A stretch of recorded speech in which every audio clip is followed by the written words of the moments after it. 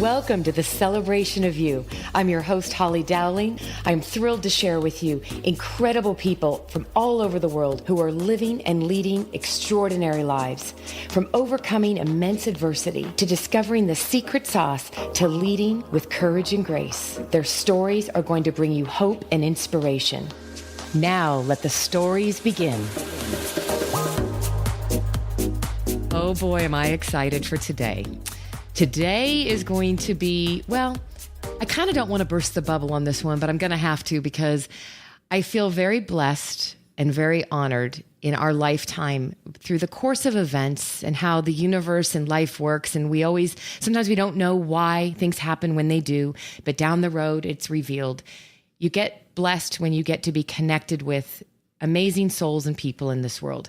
So today I feel very honored because I am excited to introduce all of you to one of those amazing souls that I've had the opportunity to work with, be a partner with throughout this journey of life.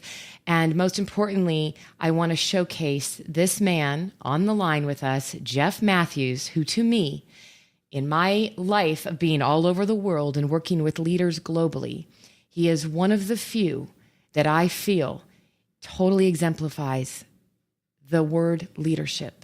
And so Jeff Mathews, Senior Director at a global pharmaceutical company, may I just say thank you for being my friend and being on the show. And wow, you know how to make somebody feel really good right from the beginning.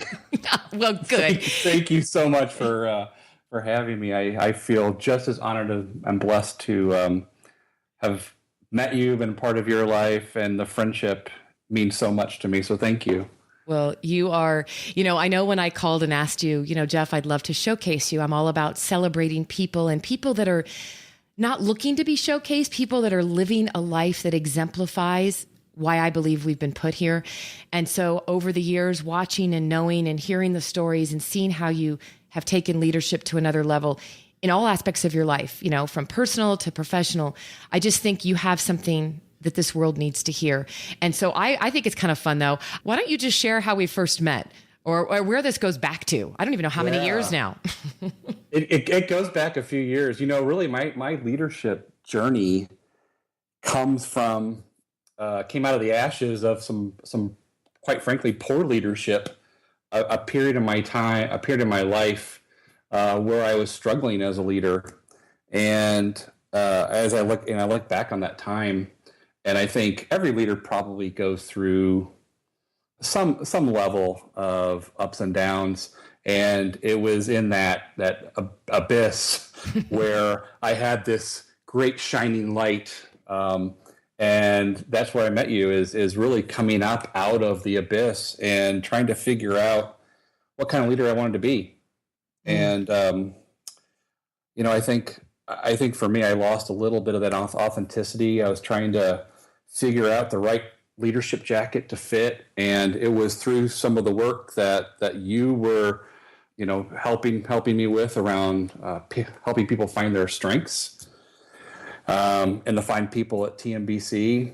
And that's where we met. And that was really the first step in me really discovering not only how I could be a better leader, but also how I could help other people grow and develop. So that's probably been 5 years at least. At least 5 years. And, I love the coming out of the abyss. Like I had never heard you describe it like that. And I love that. But I think, let's face it, in life, many people, right, globally in the leadership realm, I think we all go through moments of the abyss, right? Like you're, 1 minute it's looking great. You think you got it all figured out. And the next minute, you're faced with another, roadblock or another big semi in front of you going, now what? And how am I supposed to deal with this? And I think what you bring, you shared a quote with me, Jeff, not too long ago, or it was a mantra that you live by. And you said it really defined things for you as a leader. And you said, and correct me if I'm wrong, I don't want to miscommunicate it, but it hit me so profoundly. You said, I learned to stop asking permission. Yeah. I believe that. I stand by that.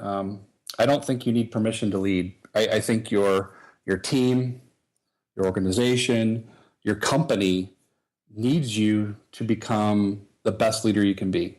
And quite frankly, you're the best judge of what makes you a strong leader and what doesn't. So I think, you don't need to ask permission. You just need to figure it out for yourself.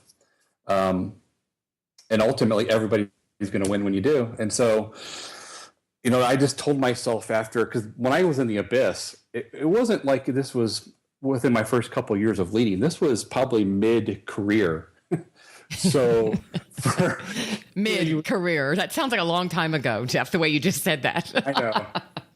Well, being 28, I started working full time when I was 12. So, well, okay, there you go.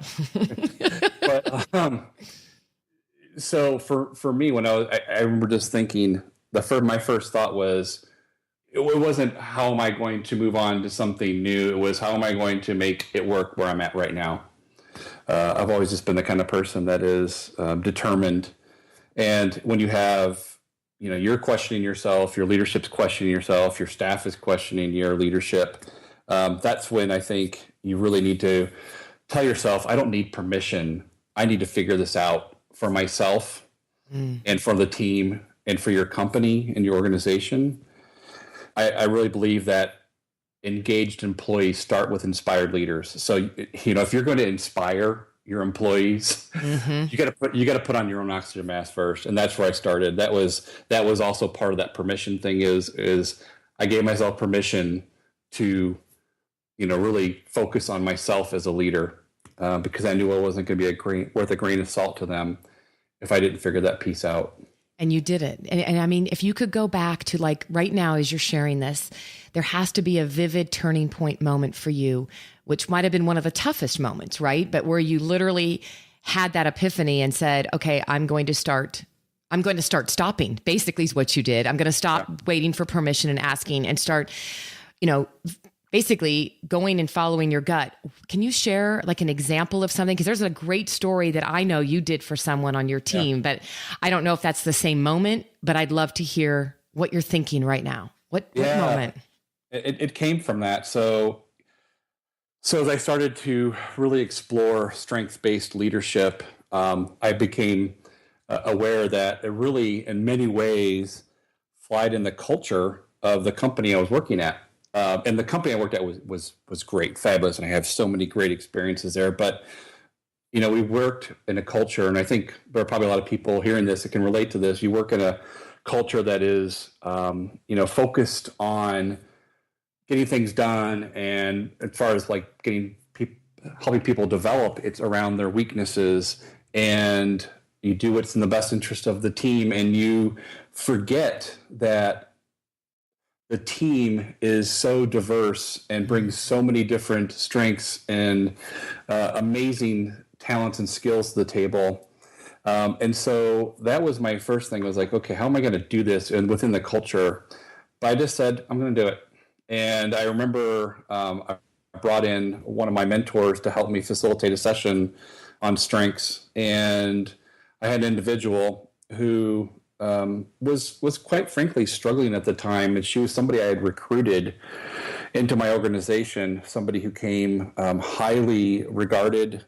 She had previously had great performance reviews, and she struggled, and we couldn't quite figure it out. And it was through this process where it really freed her up to understand what her strengths were, but then also how to apply them.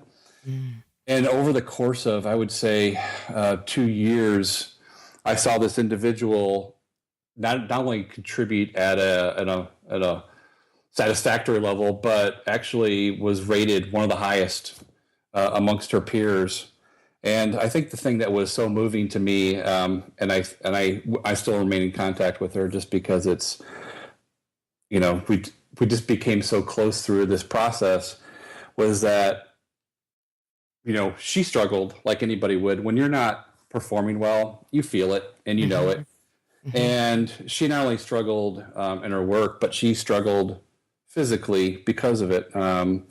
She had a number of health conditions that, quite frankly, held her back from enjoying life. And, she said a lot of that had to do with the weight of work. Yeah. And she talked about how she had a calendar on her refrigerator. Yes. I remember this like it was yesterday, you telling this story. She had a calendar on her refrigerator with with her retirement date circled, and the countdown was on. And each day she would come home, and she would cross off another date on the calendar. And she said at that period in her life, she probably struggled the most physically. And a year later, when she had an opportunity to kind of share her story of how she leveraged her strengths in her work to turn her career around, she spent a lot of time talking about how it turned her life around. Mm-hmm. And she said one of the first things she did is she tore that calendar off her refrigerator and threw it away. She had high blood pressure. It was completely normalized without medicine. I believe it. Totally believe it. Yep. She had osteoporosis, and for the first time in, I think she said 5 to 7 years, she went 2 years without a bone break. You know, whether that's related or not, I don't know, but it goes to show you that if you are feeling good about yourself and you're enjoying coming into work every day, contributing, and knowing that you're playing the game at your best, I think it does have an impact on your health and your well-being. Oh, do you know, as I'm listening to you, I'm literally here smiling because I can remember you sharing this story just like it was yesterday. And Jeff, this is why this moment, I think there's so many profound things to take away from this story, and to hear you share it again. I mean, and I hope the listeners understand the impact of, you know, and I love how you said engaged employees start with inspired leaders. And the reality is that this woman, as many men and women, go through life like a zombie in their jobs. And reality is she was counting down the days and taking so many meds because her health was being impacted. I mean, let's not kid ourselves, right? I've spent a decade traveling the world because I'm passionate about strength-based leadership. And there's so many stories out there that are just like this. And it doesn't matter, you know, what language you speak, where you live, we're all human beings. And the reality is this story to me is so real of the power of when somebody's given an opportunity to say, because it took a leader like you, Jeff. And this is why I want to celebrate you, because it takes a leader to say, I'm not willing to lose this person, but what's wrong here? What can you took the time to have a conversation. This didn't take a bunch of money, right? This didn't take sending her on a prolonged month-long trip to Europe to go. It was, let's start talking and let's start kind of aligning. Where are you spending your time? And I think there was a part of the story, if I remember, you shared with me when you were sitting down, because that was that worst review she'd ever had. And this wasn't like her, and her health was at its all-time worst. And, you know, you're like, wow, you're seeing the physical, psychological, mental, all the ramifications of when somebody's literally withering away because they hate what they're doing. Mm-hmm. And yet you said there was even a point there where you said, what would you love to be doing? What energizes you? What would give you strength and get you excited? And you guys together, you created an opportunity for her that didn't really exist, but there was an opportunity for her to do something she loved that nobody was really doing yet. Am I right? Wasn't there this thing you created that got her really energized, and then she just kind of shot to the moon with what she was doing? Yeah, absolutely. She has a craving, and it's funny because I don't crave this at all, but she has this love and craving of digging in to a problem or a situation and doing a root cause analysis. And I found out in her previous life, prior to coming to the company, she was a Six Sigma black belt, which that's what their job is. They are all about process improvement. They want to dig in and deconstruct, understand the underlying process so that they can fix it and optimize it and make it more efficient. And so once I kind of understood this about her, that previous job wasn't just a job for her. That was her passion, her love. We could apply that to her role now. And if you think about the pharmaceutical industry, and especially the place where I work, it's all about understanding your customer and understanding what their needs are. And so there was a perfect natural fit for her. And so it's just a matter of really just applying that strength to something that we desperately needed, that capability that we desperately needed in our organization. And then she really flew from there. Yeah, she flourished, it sounds like. You said it was unbelievable, her performance and what was happening. But you know where this started? It started by you taking the time as a leader and saying, let's start having some conversations and let's figure out what we can do. And I remember you saying it didn't happen overnight, but look at what happened within 6 months to a year. She's off her meds. She's not having broken bones. She ripped off her, what we used to call the advent calendar, but it was the countdown to retirement, right? It's like, you talk about a celebration of life and a celebration of who we are. This is, to me, why I so wanted to have you on the show, because it does come, you're willing to be human, Jeff. You're willing to say, hey, I've been in the abyss, but you've also been willing to see the difference it makes when you actually care and you take the time to help these people, your teams and people. And it doesn't mean it's going to happen miraculously, right? Like with gold dust for everybody listening to this, but it takes you being willing to do something differently. Right? Yeah. I always say that employee engagement is not a once a month pitch in. It's not a, twice a year team building event. It's a day in and day out effort that you make and a commitment that you make to yourself and your employees. And that effort becomes ingrained in who you are as a leader. And over time, this becomes part of your leadership. And I think it is so rewarding when you start to see the fruits of your labor really come out. Yeah. And I think, I always start from this mindset that every employee wants to do good work. And as simple as that sounds, I think we forget that as leaders. We see somebody who comes in and our impression is they're not giving it their all. They must be lazy, or they're just not happy in their job, or they're not. I really believe that everybody that comes through the doors wants to do great work. And the art of leadership is trying to figure out how to motivate them and how to engage them in such a way that they, excel and become the best employee that they can.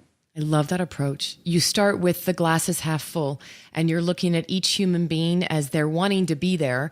They're there and have something to offer. And I think you just nailed something, Jeff. And that is, and I hope nobody misses this, because I think we're all guilty of this. I would put myself in the same boat, that over time, we as leaders, managers, we begin to put labels on people's foreheads. And we begin, right? The minute we start seeing them lacking performance or whatever, we've immediately associated that with a negative label.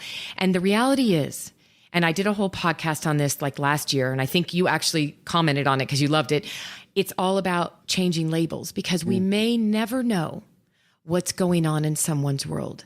But if you're willing to change a label, you can change the dynamic of a relationship, because that person coming into work in a bad mood might be going through a really ugly divorce behind closed doors, or they might have just found out somebody they love has cancer. I mean, we never know what's going on.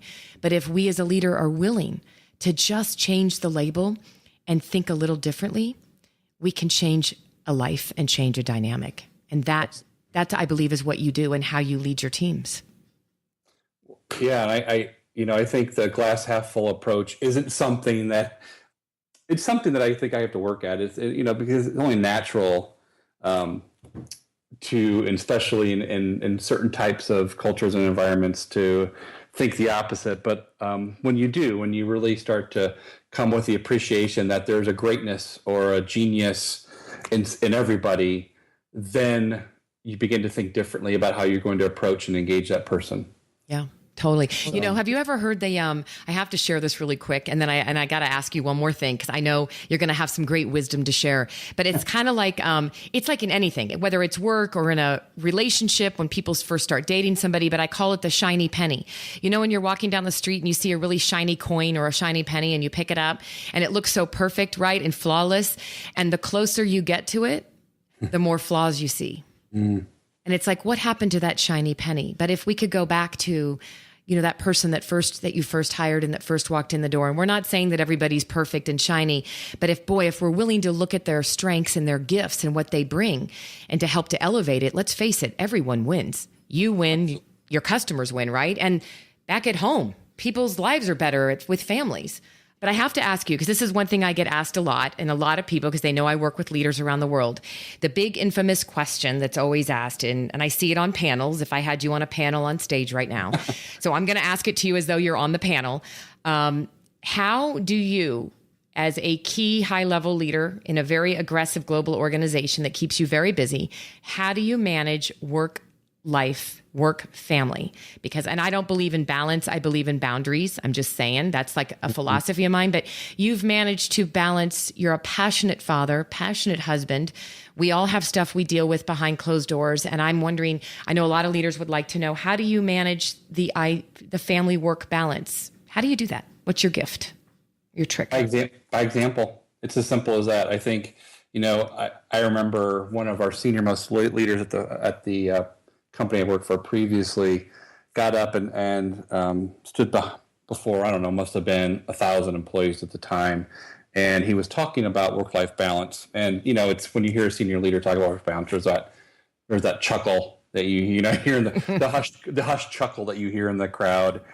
And he talked about, for him personally, he takes it very seriously to the point where he does not take his cell phones on vacation. He physically turns them off so he can't do it. And he went through about 10 things, very specific things that he does in his life to have work-life balance. And you began to realize these are real things. I mean, he got so specific that he couldn't be making this stuff up. It's not just hey, family is important. You guys need to make time for it. It's like, here's how I do it. Here's how I make it real for me. And here's what I expect of my leaders.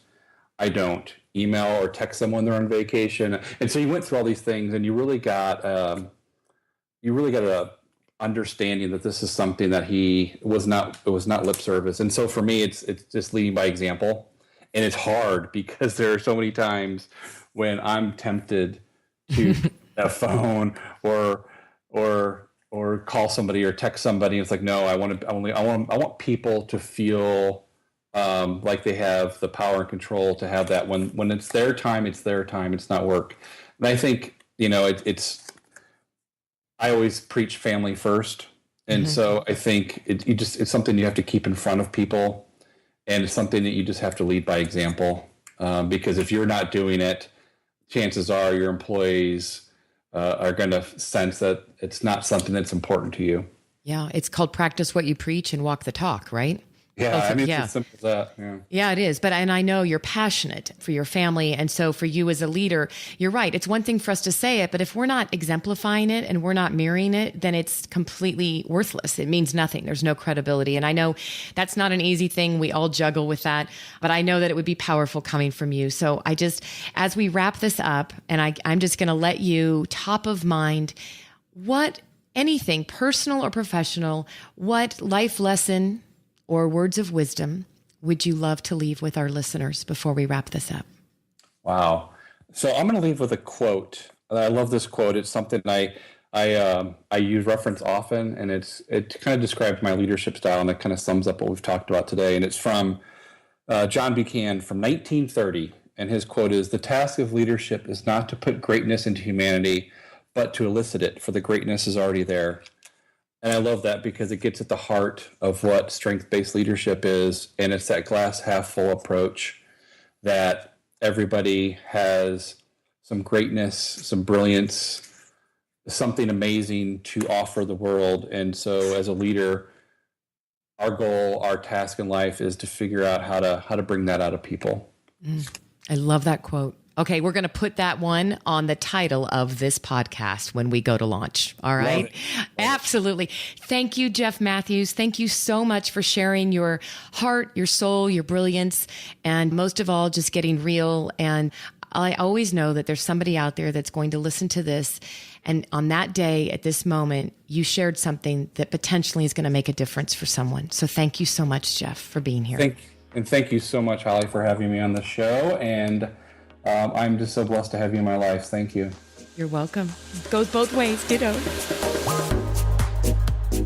Thank you for joining me for another awesome celebration of you. If you were inspired by this story, please share it with your family and friends and hashtag Your Story Matters. I'd love to hear from you, so please leave a comment on iTunes. And absolutely, please come to my website, hollydowling.com. Leave a comment there too, and while you're there, pick up your free gift. Most importantly, though, just remember that your life is a gift from God. What you do with it is your gift back.